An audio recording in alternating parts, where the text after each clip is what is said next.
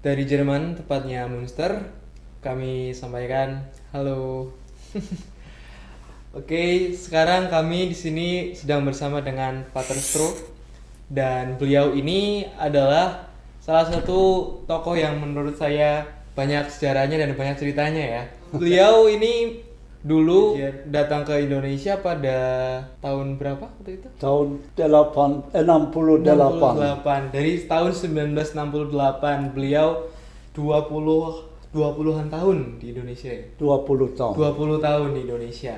Mungkin dari pertama, dari Pater Stroh sendiri, pertama kali ke Indonesia itu 1968. Mungkin boleh diceritakan bagaimana sih kok bisa sampai datang ke Indonesia pada saat itu? Ya, itu kami tidak salah tanggal 8 Mei 68 berangkat dari pelabuhan di Belanda menuju lewat Afrika Selatan ke Durban. Durban kami singgah 1-2 hari untuk ambil bahan bakar, dan dari Durban kami lewat Pulau Madagaskar sampai ke Pulau W di utara Sumatera. Dan pelabuhan pertama kami singgah itu di Belawan, dan dari Belawan kami naik bis ke Medan. Kebetulan ada kapal Belanda di situ dengan kapal dagang Jerman dari Hapag, dan itu kami berunding mau sepak bola di Medan itu. Kemudian kami dari Medan berangkat sampai ke Jakarta, ke pelabuhan Tanjung Priok, betul. Dari Tanjung Priok kami dijemput oleh atasan saya dulu dari orang Belanda, dan kami naik dari Jakarta, naik kereta api sampai Surabaya. 1 malam terus. Dan dari Surabaya kami tinggal sehari, dan dari Surabaya kami naik pesawat dengan Dakota dulu, orang pesawat Amerika dengan 2 baling itu pergi ke Banjarmasin. Pertama kali hidup saya naik pesawat itu. Ada satu pengalaman luar biasa itu, naik ke udara itu. Kemudian tiba di Banjarmasin. Ya, perjalanannya tidak salah 35 hari. 35 hari. Bahkan sebulan. Wow. 1 bulan lebih itu. Wow. Nah, mungkin ngomong-ngomong nih, Pater Stroh ini merupakan asli dari warga Jerman, tapi bisa kita lihat Pater Stroh ini bisa ngomong bahasa Indonesia. Mungkin boleh diceritakan kok bisa sih ngomong bahasa Indonesia? Apakah bisanya itu sejak di Indonesia atau bahkan sebelum ke Indonesia sudah belajar bahasa Indonesia? Sebenarnya sebelum saya berangkat ke Indonesia, pelajaran bahasa Indonesia tipis sekali. Karena saya dulu oleh atasan ordo saya dikirim ke negeri Swiss untuk sebulan untuk ikut kursus tropik tidak salah dari satu perusahaan obat di negeri Swiss.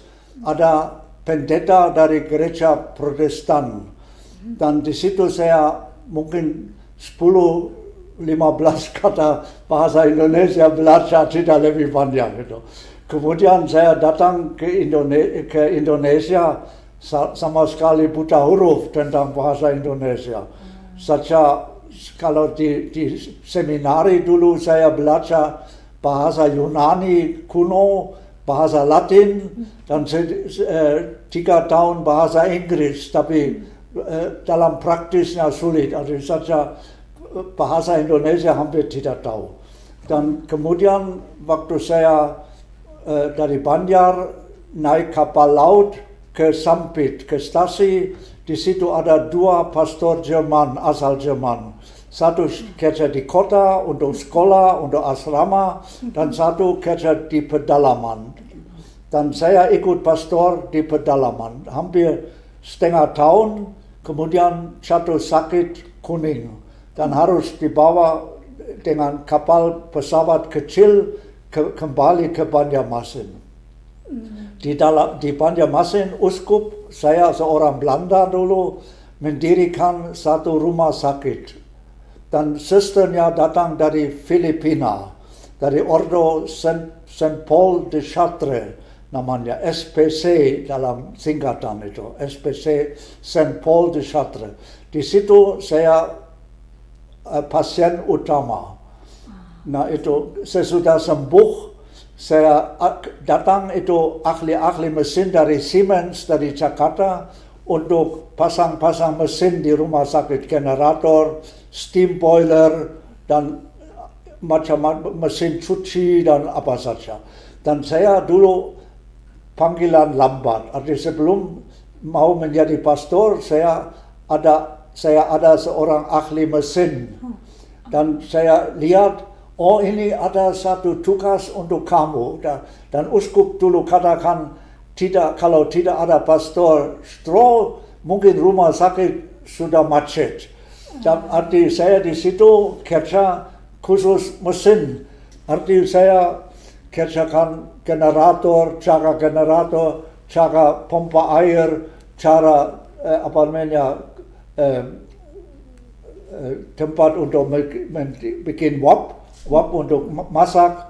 Di samping itu saya doakan untuk suster tiap hari misa, dan pada hari-hari raya seperti Paskah atau Natal, saya pergi entah lewat kapal laut atau naik pesawat perusahaan. Saya kunjungi perusahaan kayu dulu. Ada perusahaan dari Filipina atau dari Korea.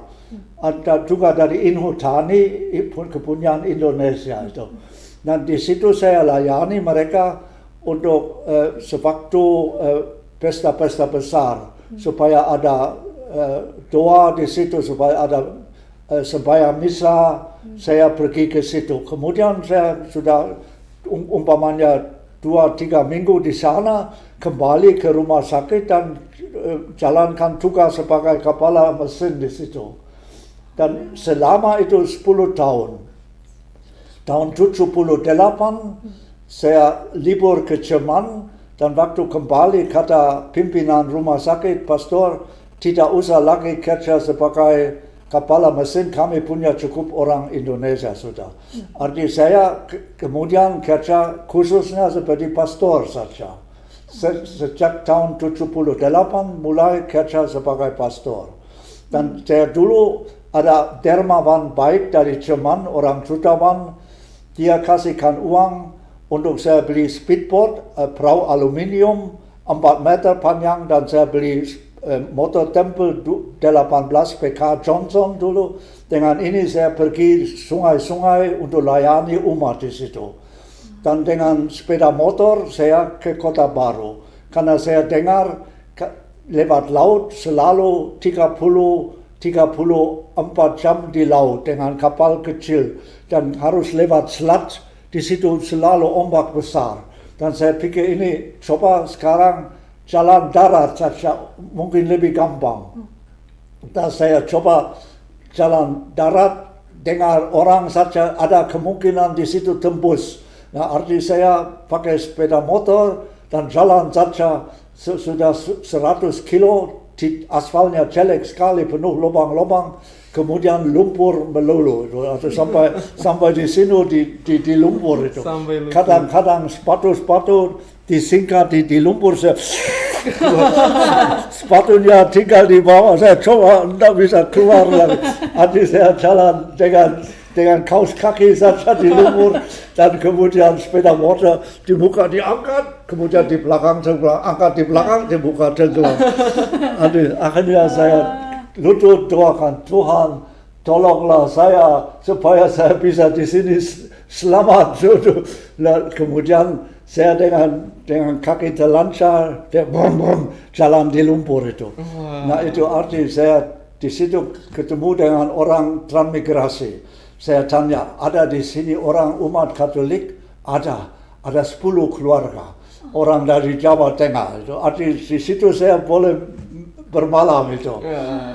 Dan kemudian saya terus ke Batu Licin, di situ perusahaan Kodeko, itu orang Korea, punya camp di situ. Arti kayu-kayu besar dari hutan turun di situ dan dikasih di laut untuk dimuat kapal besar sampai 5.000 ton itu. Dan dari situ saya harus naik kapal lagi, kapal kecil 5 jam ke Kota Baru. Waktu saya mulai di situ paling 10 orang Katolik.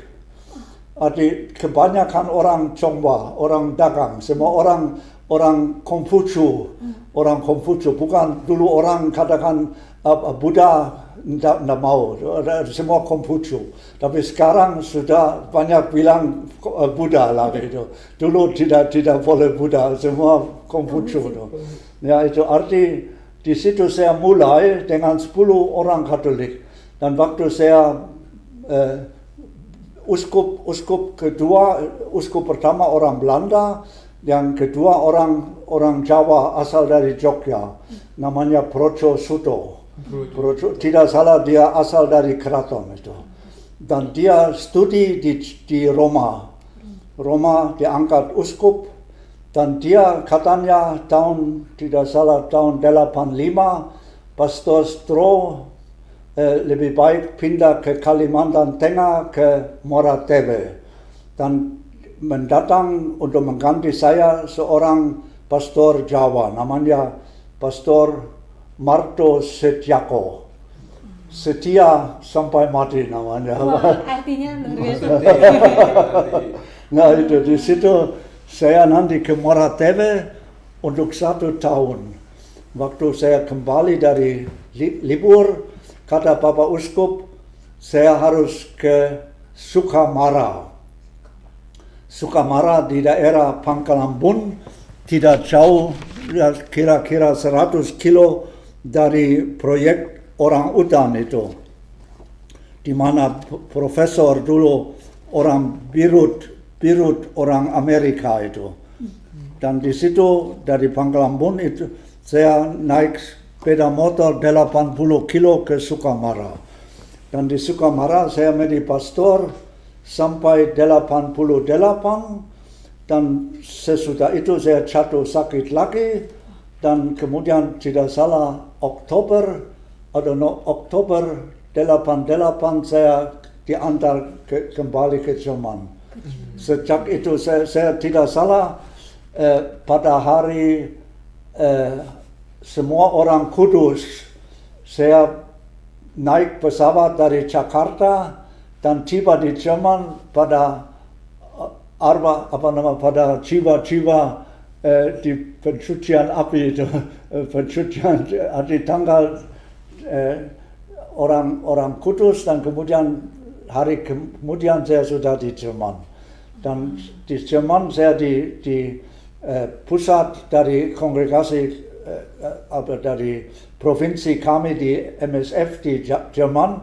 Saya di situ tinggal, dan rektor dari Betzdorf, dari Biara datang, katanya lebih baik pastor ikut kami ke Biara, ke Betzdorf, di situ lebih enak bisa istirahat. Nanti saya pindah ke Betzdorf. Di Betzdorf saya menjadi 1 tahun pastor pembantu, dan kemudian ada seorang dokter, pastor MSF juga, dapat paroki di Hunsrück itu, dekat Pelabuhan Han. Di situ saya menjadi pastor, dapat dilayani 18 kampung dengan 2 gereja besar dan 3 gereja filial. Arti itu saya masih 21 tahun layani gereja di Jerman, sampai saya oleh Bapak Uskup diberhentikan, katanya karena lanjut usia sudah dengan 75 tahun tidak boleh lagi kerja itu, arti sudah pensiun orang sudah harus pensiun itu. Sekarang Pak Tesro sudah umur berapa? Sekarang saya sudah nenek moyang sudah. Umur sudah 87 tahun. 87 tahun. Saya 20 tahun di bawah Presiden Soeharto itu, dari tahun 68 sampai 88. Arti 20 tahun dari Orde Baru saya alami itu. 20 tahun. Oke. Kita bahkan belum lahir ya. Kita nggak tahu gimana. Kita nggak tahu lagi gimana. Jadi ya saya terakhir libur di Indonesia tahun 2000. Kamu tahun saya belum 2002. Saya belum lahir. Masih dikandung ibu dulu.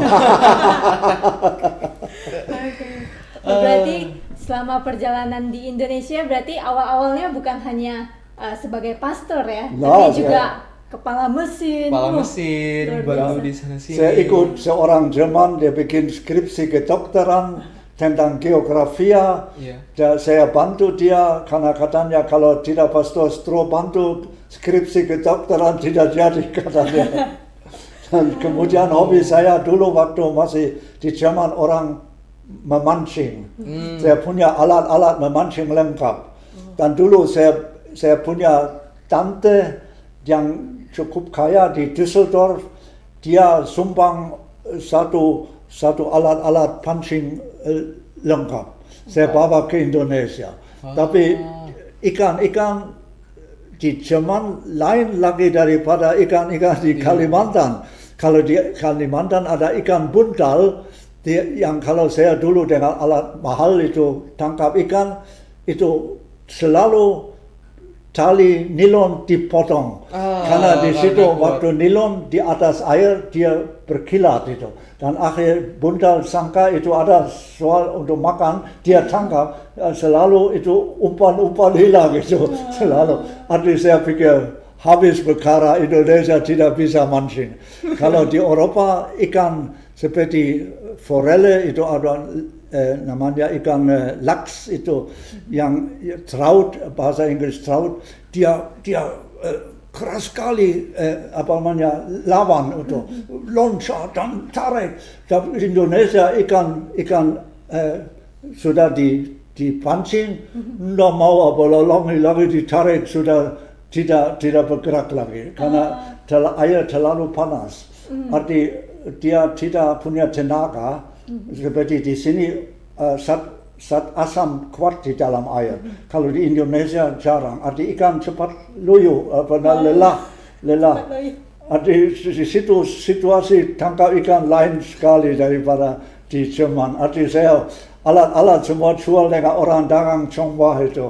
Arti saya pikir tidak usah lagi itu. Saya hobi tangkap ikan-ikan kecil, namanya labirin, ikan labirin. Dia punya dua cara untuk ambil oksigen dari air dan dari udara. Amfibi berarti. Seperti amfibi, betul. Ini ikan kelatau sering dipertandingkan di Malaysia, dan di situ masukkan satu gelas dan dua ikan dia sampai satu bertarung seperti pakai ayam itu ya. Seperti pakai ayam. Dan kemudian juga untuk cari uang. Ya. Betul. Wow. Berarti bukan sabung ayam, tapi ini sabung ikan. Sabung ikan. Lebih murah hobinya, lebih murah. Tapi ya saya dulu sering menangkap ikan-ikan di dalam sungai-sungai kecil atau di dalam danau-danau kecil dan kemudian saya masukkan ke dalam alkohol dan kirim di dalam bungkisan kecil ke Jerman ke ahli-ahli, dan mereka selidiki dan dikemudikan katanya ini ikan belum diketahui ilmu, dan karena saya yang utama yang ketemu ikan itu, untuk menghormati saya diberi nama saya. Arti diberi namanya Beta itu Beta Strohi. Banyak sekali ya cerita-ceritanya Pak Stroh ini. Saya penasaran nih. Kan Pak Stroh kan asalnya kan dari Jerman. Akan tetapi Pak Stroh juga menghabiskan 20 tahunnya di Kalimantan di Indonesia. Nah, saya penasaran perbedaan sosialnya itu seperti apa dari pandangan Pak Stroh sendiri terhadap masyarakat Jerman dan masyarakat yang Pak Stroh temui di Indonesia? Karena saya selalu melihat itu perbedaan besar. Kalau saya kembali dari Indonesia, utama 2 kali tiap 5 tahun, kemudian tiap 4 tahun, 3 tahun selalu datang tiba dari Jakarta, tiba di Frankfurt, masuk ke pelabuhan kereta api, kelihatan seperti di dunia hantu. Arti di situ kereta api jalan, ada yang tiup, lihat di luar tidak ada orang, masuk ke kereta, lihat tidak ada orang, kemudian kereta berjalan, kelihatan seperti seperti tidak ada hidup di situ. Tidak hidup. Kalau di Indonesia itu lain. Di situ orang senang bukan seperti orang Jerman, kalau banyak uang, jauh-jauh dari ramai, jauh di hutan supaya tenang dan untuk sendirian. Arti banyak orang egois itu, pikir diri sendiri. Kalau orang Indonesia senang di pinggir jalan, di banyak ribut itu. Kalau di situ pagi-pagi jam 5, ting ting ting ting ting, dong.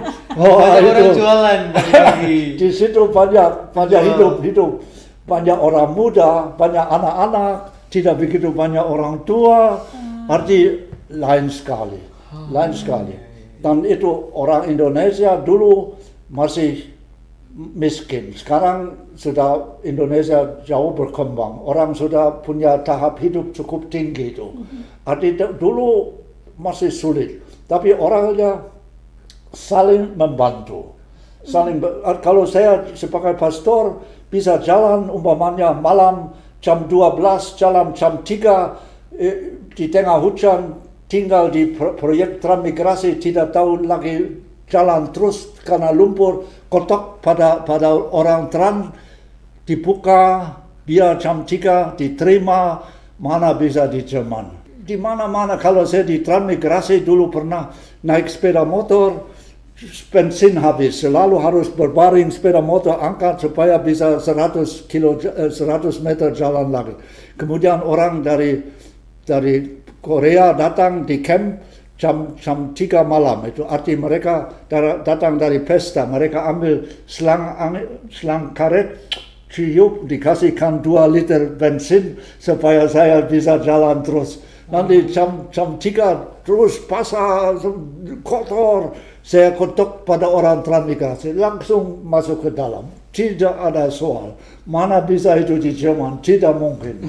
Iya, berarti dari cara nge-treat ya mungkin ya. Iya. Berarti. Saya lihat orang dulu memang waktu saya di situ seorang tukang dapat sehari paling 5.000 rupiah. Arti kalau punya istri dengan 4-5 anak, harus bayar uang sekolah, harus bayar pakaian sekolah. Papa ingin merokok 1-2 bungkus sigaret, itu sudah harga mahal sekali. Kalau mau beli 1 botol bir, sepertiga gaji sudah hilang itu. Arti orangnya susah itu hidup. Tapi walaupun begitu, enak untuk membantu karena semua merasa kekurangan. Arti dia tahu perasaan orang lain yang tidak punya. Itu arti saling membantu walaupun sesuai dengan kemampuan masing-masing, tapi tetap membantu itu. Mungkin sebelum ke Indonesia, apa sih yang membuat Pak Terstro itu mau berkarya misionaris ke Indonesia? Ya, kenapa milih Indonesia? Karena saya dulu memang semua tidak cocok pikiran itu. Arti baru saya sudah datang di Indonesia, baru saya mengerti Indonesia sebenarnya. Kalau yang saya beli dulu barang-barang saya dianggap perlu untuk kerja misi, hampir 100% percuma saja. Arti semua pikiran masih dulu di barat itu belum sesuai dengan keperluan Indonesia. Kalau saya umpamanya dilahirkan kembali, saya tidak mungkin bawa banyak barang, saya bawa uang saja. Baru saya beli apa yang perlu itu. Waktu saya pergi, tidak salah 25 kotak besar saya bawa, karena dulu saya mau bikin sekolah teknik. Arti saya bawa alat-alat tukang kayu, tukang besi, banyak peti-peti beli dulu di kota Solingen itu, banyak dengan orang jutawan, dia bayar untuk saya. Jadi Pak Tesro ini ke Indonesia itu memang mau pilih sendiri ke Indonesia atau ditugaskan?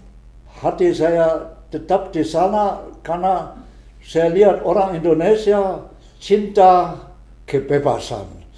Arti orang Indonesia ingin mau bebas mengurus hidup sendiri, tidak karena seperti orang Dayak, dia tidak punya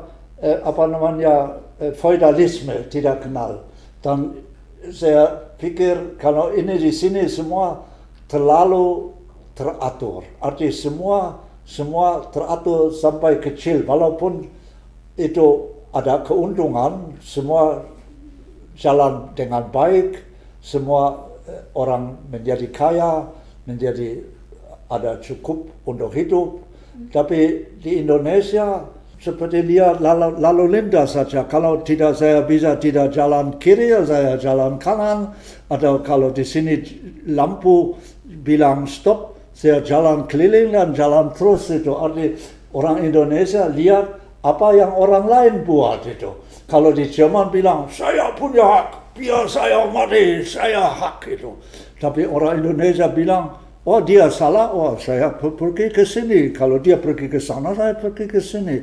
Asal tidak menjadi persoalan itu ya. Itu dia lihat orang lain apa dia buat, demikian saya buat. Supaya tidak menjadi percekcokan. Kalau orang Jerman bilang, saya hak, saya di sini, kamu salah. Ya itu. Berarti tidak dibuat repot ya? Tidak menjadi repot. Tidak menjadi repot orang Indonesia. Saat itu 1968 waktu pastor datang ke Indonesia, apakah itu sendiri atau ada pastor-pastor lain dari Jerman yang juga ikut datang ke Indonesia? Waktu itu saya sendirian. Karena kami orang dulu disuruh tidak boleh masuk di daerah di mana Protestan sudah tinggal, uskup kami larang, bilang ini sudah daerah Protestan, kamu jangan campur. Dengan agama Islam demikian juga. Kami saja disuruh untuk kerja dengan orang Dayak, dengan orang Kaharingan, yang sebenarnya tidak mau masuk Islam, karena di situ tidak boleh makan daging babi itu. Dan itu ada macam hal adat lain. Dari sebab itu mereka tidak mau masuk Islam. Tapi karena mereka dalam agama Katolik masih boleh makan daging babi, karena makan daging babi untuk orang Dayak itu seperti hal-hal surgawi. Kalau tidak boleh makan durian dan tidak makan babi, wah ini bukan surga, itu paling menderita. Makan daging babi, makan durian, wah paling enak itu. Tapi berarti dari keuskupan juga tidak menyuruh pater untuk ke daerah yang sudah ada agama lain. Maksudnya khusus untuk dikirim untuk orang-orang Dayak, karena mereka kebanyakan kepala adat dan lain-lain minta mau masuk Katolik. Karena dulu ada soal politik juga, karena dulu K30S ada tahun 65, ada untuk orang yang menjadi komunis bahaya untuk. Ada banyak dulu pikir lebih baik masuk Katolik agama diakui seluruh dunia, pusat di Roma. Ada kami punya latar belakang kuat. Ada masuk Katolik sudah tidak lagi bisa kami dikatakan menjadi komunis itu. Itu sudah selamat itu.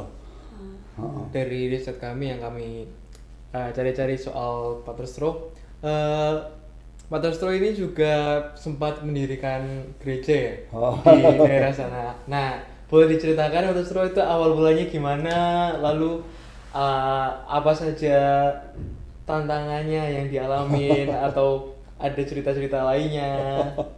Ya, itu di Kota Baru dulu ada seorang pater MSF yang sebenarnya pastor tentara.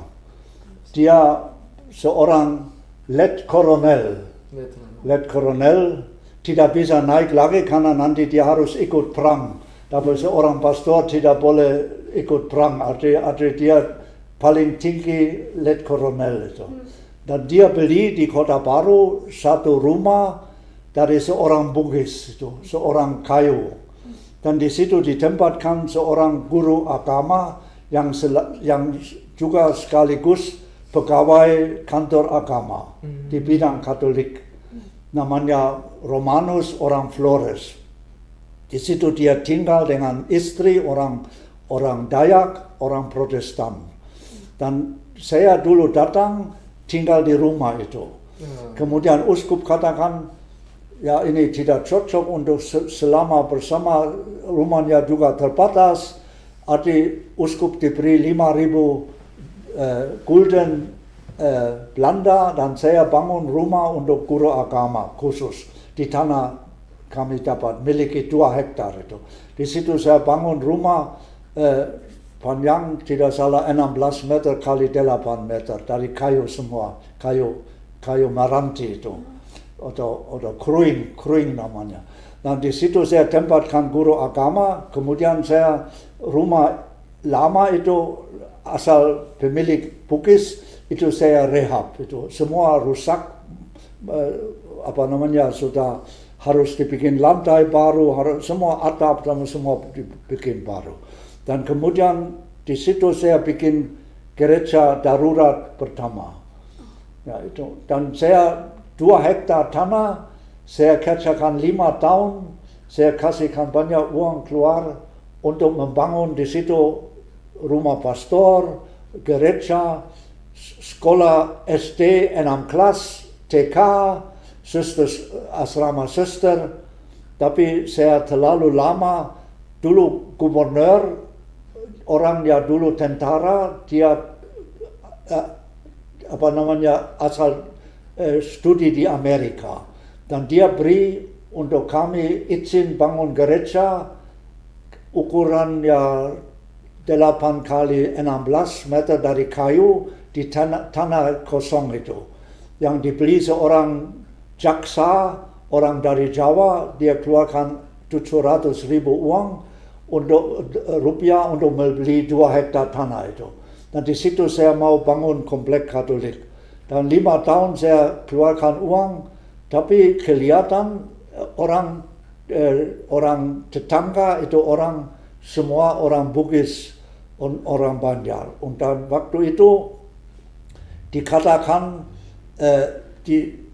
orang-orang ambil tanda tangan dari penduduk sekitarnya, orang semua tidak setuju. Arti seorang suster, saya dapat 4 suster dari Jawa, dari Probolinggo, mereka katakan orangnya bekas komunis itu. Arti dikatakan tidak sulit dapat izin. Arti izin gereja yang saya dapat dulu yang dari kayu berlaku saja 1 tahun. Tapi saya dalam 1 tahun pikir untuk apa bikin gereja kayu kecil itu, padahal mau bangun besar, percuma buang uang saja. Arti saya mau bangun besar, tapi izinnya habis kemudian tidak diperpanjang lagi. Ya, dan akhirnya tidak salah tahun berapa, tahun 85 saya pindah Kota Baru, tidak salah tahun 85 bulan ada hujan luar biasa. Arti hujan kemudian orang kerja tanah, di situ tanah runtuh semua. Arti sekira 25 meter panjang dan 5 meter tinggi mereng, saya mau kasih batu untuk menguatkan semua runtuh. Dan kemudian ini menjadi tanda orang-orang tetangga itu, di situ ada masjid, akhirnya dibilang dengan suara nyaring, oh semua pekerjaan sia-sia. Aduh, saya sangka itu mereka ambil hukuman Tuhan itu, hukuman Tuhan. Aduh, sejak itu sampai sekarang belum dapat izin di situ. Nah itu ini. Sulit ya ternyata ya. Tapi sekarang di daerah di mana saya mulai, di Batu Licin, di Transmigrasi, semua menjadi paroki. Semua di mana 10 orang Katolik Jawa, sekarang gereja besar. Umatnya ikut 2.200, 1.600, 1.800, 6 paroki. Dalam tahun waktu saya pindah 85 sampai hari ini menjadi 6 paroki baru. Dan saya mulai dengan 10 orang di Kota Baru dulu. Tapi ya kalau orang senang, kalau orang saya bisa mengerti, kalau orang asal dari Flores, dari waktu mereka dikatolikkan oleh orang Portugis, ada beratusan tahun sudah Katolik. Kalau mau ke Kalimantan, mereka harus tinggalkan tanah airnya, kampungnya. Ada mereka merasa sesat karena untuk keperluan hidup harus jalan itu. Kemudian senang kalau dilayani dalam agama sendiri. Ada pastor-pastor, ada uskup-uskup harus bertanggung jawab untuk melayani mereka. Ini perlu supaya mereka merasa at home. Jadi terakhir kali ke Indonesia tahun Terakhir saya di tahun 2000. 2000. Arti sudah 23 tahun yang lalu. 23 Iya, tahun. benar sekali. 23 tahun yang lalu. Dan menariknya masih kenal, masih ingat lah Dan masih tentang ingat itu, Indonesia. masih ingat. Dan yang paling penting masih bisa ngomong bahasa Indonesia. Itu keren banget. Ya itu karena di Jerman itu jarang ada kesempatan untuk bicara bahasa Indonesia. Arti lama-kelamaan itu menjadi hilang itu. Tapi saya selalu baca buku bahasa Indonesia, saya tulis surat bahasa Indonesia. Saya tidak mau lupa itu, karena untuk saya itu tanah airnya sebenarnya. Wow. Kalau saya umpamanya saya orang Buddha atau Hindu, saya akan dilahirkan kembali karena karma yang baik itu. Arti saya pikir kalau tidak lihat di Jerman, saya punya kulit putih dan nasi hidung panjang, saya rasa saya orang Indonesia itu. Wow, memang dari banyak tahun yang dihabiskan di Indonesia, banyak pengalaman dan ceritanya juga. Dan banyak darah jantungnya dikeluarkan di situ juga. Iya, betul sekali. Tidak gampang dilupakan itu. Terlalu mengakar sudah. Ya, 20 tahun. Mungkin ini yang terakhir. Jadi apa sih yang ingin disampaikan Patustro kepada masyarakat Indonesia sekarang? Mungkin pemuda, mungkin yang sudah dewasa atau yang masih anak-anak. Saya pikir ya ini jalan-jalan yang sekarang Indonesia sudah jalankan sejak Habibie, ada banyak bukan saja Golkar tapi banyak partai itu, ada demokrasi itu paling cocok. Dan juga ada presiden bukan seorang orang atasan tentara, tapi lebih baik dari swasta saja, dan itu menjalankan politik demokrasi seperti sekarang.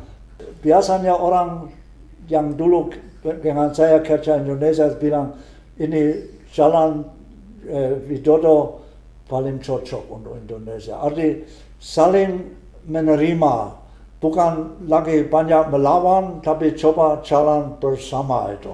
Itu paling baik, paling maju.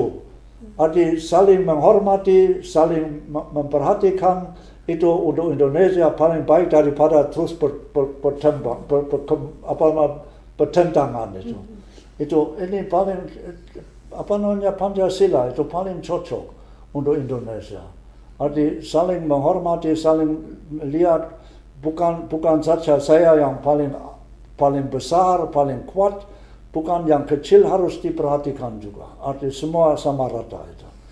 Perjalanan Indonesia itu cukup menderita dari mulai penjajahan Belanda tentang orang Jepang dan lain-lain. Sekarang saya pikir Indonesia pada jalan yang menuju ke kesempurnaan.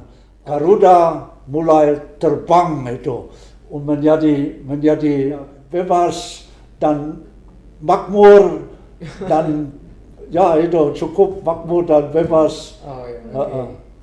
Oke, baik. Jadi teman-teman, itu tadi percakapan kami dengan Pak Testro.